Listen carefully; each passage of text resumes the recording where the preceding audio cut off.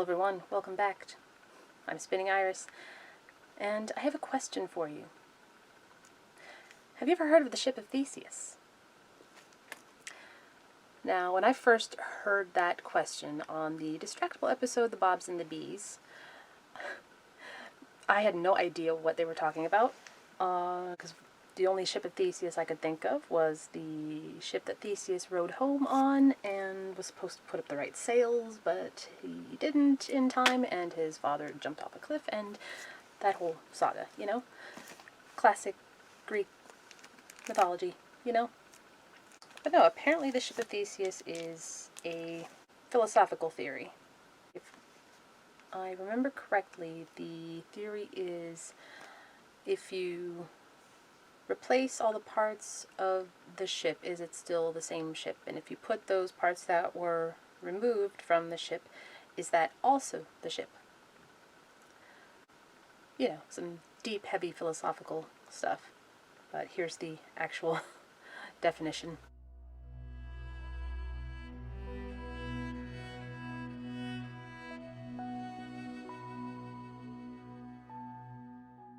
I did a quick Google search on this, and what came up was not the theory.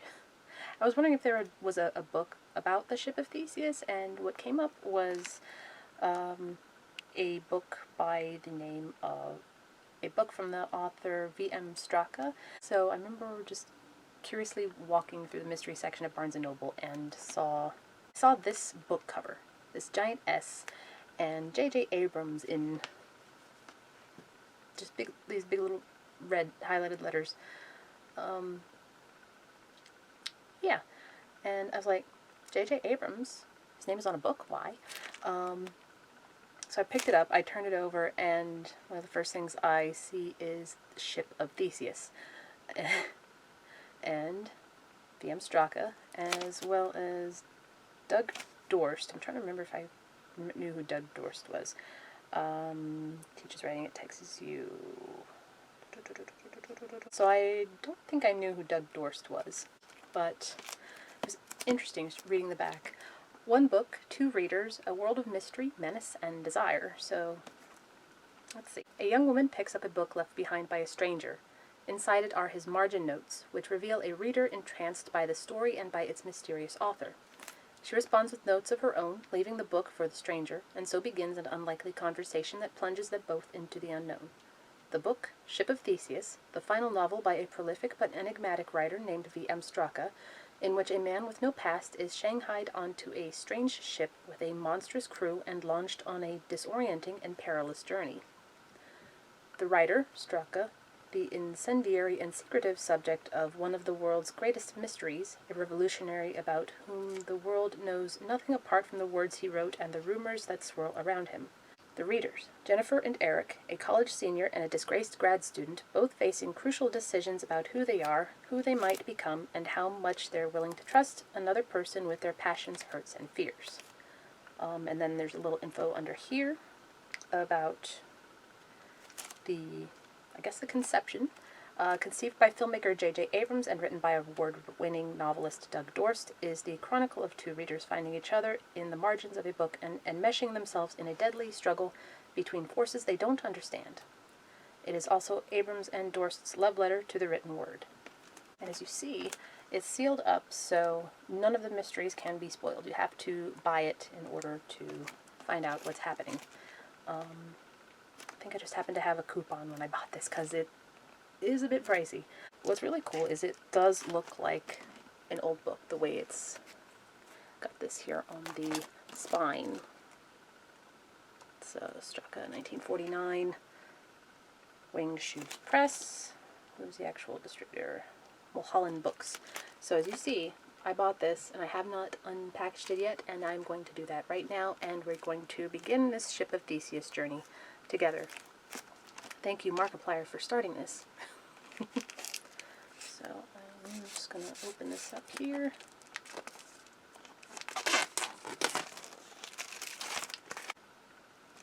Also note, this was the slipcase and package copyright is 2013, so make of that what you want. Ooh, and this is a seal as well.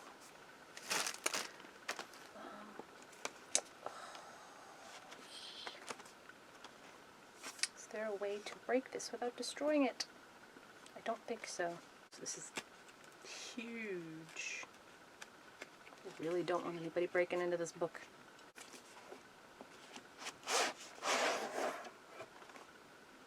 So there it is, empty. Here it is, Ship of Theseus. Alright. Ooh.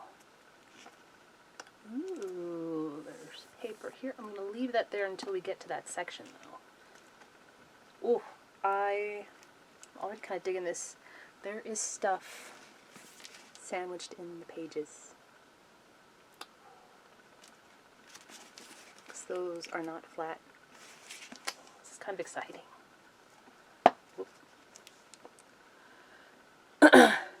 Book for loan. Ooh, that's very cool.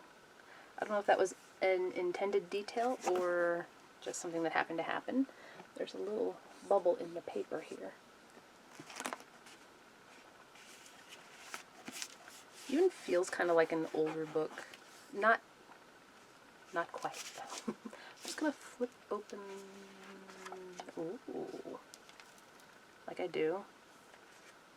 Ooh, intriguing. Little tool. Return on or before late estate stamped. Yeah. Don't know how much of you guys remember these books actually being stamped. When I was very young, our library books had the cards that sat inside with the card holders, and then you got a card that was stamped. I don't think I ever had a book that had actual stamping on it. So, the first date on here, October 5th, 1957. October 6th, 1957. And the last, October 14th, 2000. Well, that's okay. Anything I show is just going to be a quick flip, and yeah, I probably won't show oh, stay. I don't want to spoil anything too soon. That's an actual little dirt mark. That's cool. Right, back to page.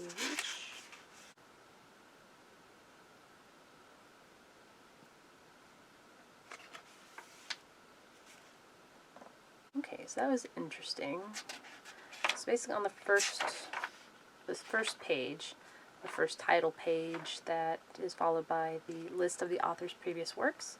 It's an interesting little written conversation between our main characters, Jen and, what was his name again? Let's see, Eric. Jennifer and Eric. So 1, 2, 3, 4, 5, 6, 7, 8, 9, 10, 11, 12, 13, 14, 15, 16, 18. So 18 other works under the name of the Emstraka. Property of Laguna Verde High School Library. Already a pair of charming individuals. I am kind of wondering how they did this, and I'm just going to hold up the first page. Look at that yellowing. Yeah, I'm not going to show too much. Yeah, very neat. So, the Emstraka and FX Caldera. Interesting. Ah, translator's note, that's why. Novel itself, plus footnotes in the published work, it looks like, as well as there's going to be notes in the margins.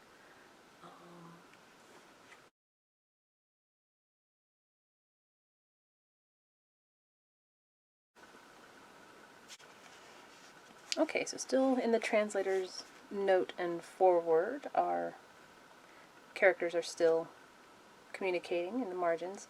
And the first extra piece is here. And there's an extra piece in here. Looks like letters, and this was placed in here by Eric, sharing some statements made by Straka about something in here. So that's a slight spoil for this. There's a little something in here.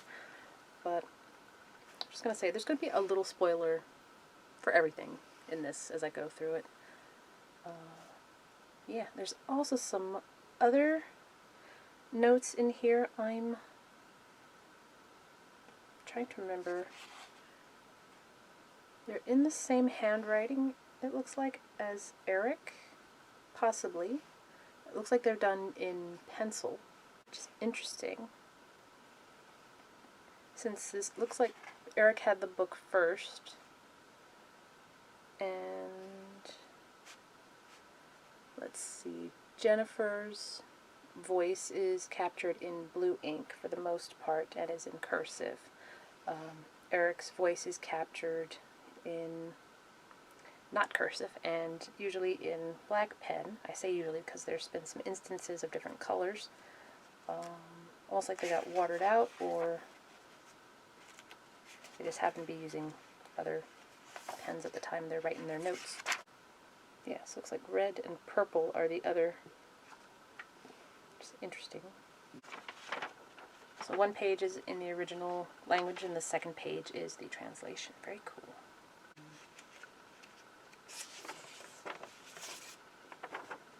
Interesting. Get back the way I found it. I'm going to try to put things back the way I find them in the book.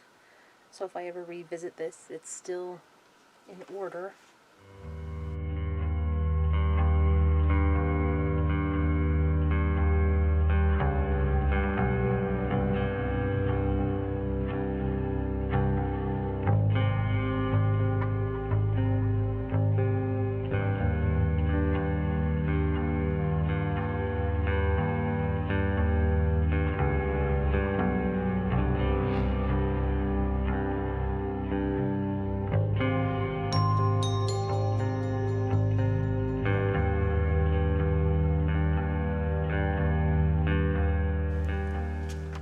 Alright, so it's late.